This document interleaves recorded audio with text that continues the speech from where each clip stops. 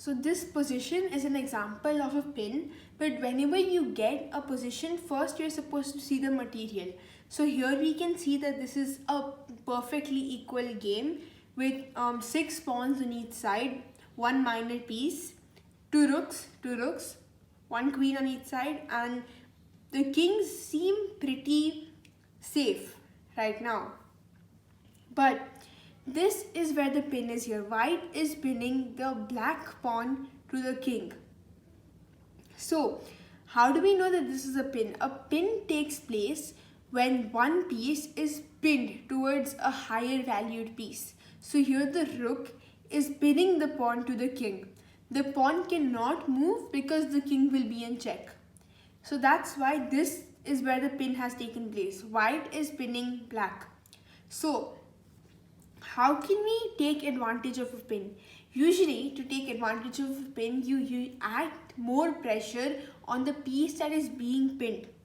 But over here, we straight away notice that this bishop is only being guarded by the one pawn, and the pawn is pinned. So in actually some ways, the bishop is not protected at all, except beside the king.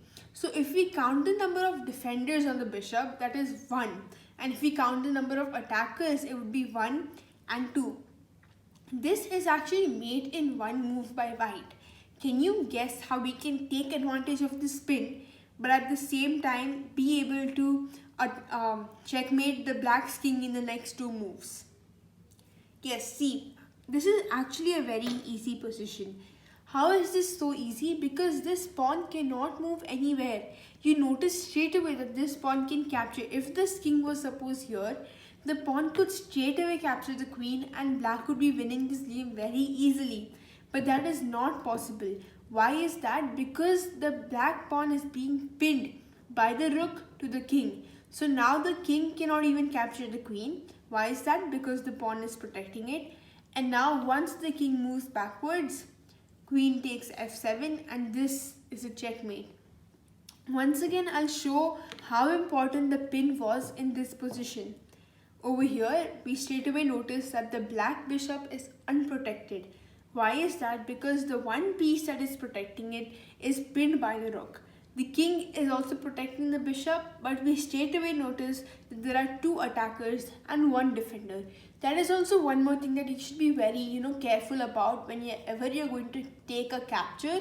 You should count the number of attackers and defenders. So over here, the number of attackers is 1 and 2, and the number of defenders is just 1. So this, you take advantage of the pin by capturing the piece that is unprotected. And then once the black king is forced to go back, queen takes f7 and checkmate. This is how a pin usually works.